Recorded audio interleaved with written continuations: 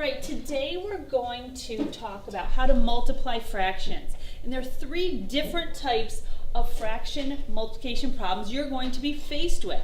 The first type of multiplication of fraction problem is where you're given a fraction and a whole number. And sometimes you might see the word of.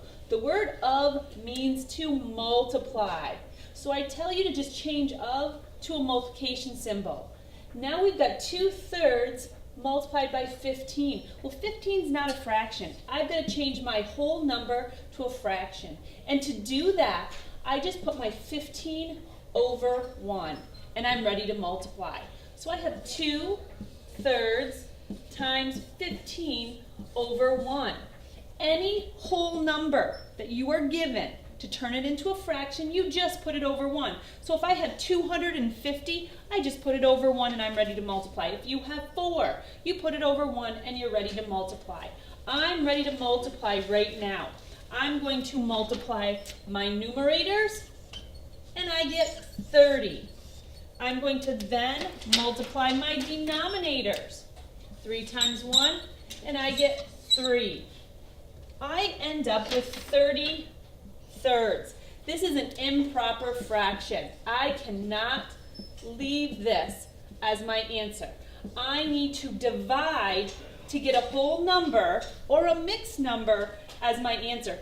3 divided by 30, 30 divided by 3 gives me 10. My answer to this problem is 10.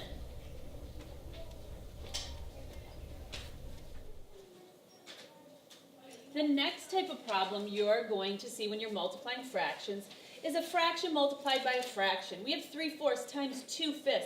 This problem's ready to go for us. All we need to do is multiply my numerators, which is 3 times 2, which gives us 6. Then we multiply our denominators, 4 times 5, that gives us 20. We have 6/20ths. We know that we have to simplify this. To simplify this, I'm going to divide by 2. 2 goes into 6 3 times, and now I'm going to see how many times 20 can be divided by 2, and we get 10. 3/10 is my final answer. I'm going to show you a little trick right now that can be used to simplify this problem right here before I even go here, so I don't have to simplify here. If I look here, I look at 3 and 5. They're not factors of each other, but 4 and 2 are. I can change 2 to a 1 and 4 to a 2. And now I'm ready to multiply as well, where I go 3 times 1 is 3, 2 times 5 is 10, and I'm done. I skipped this step. But you have to make sure they're factors of each other before you can do that.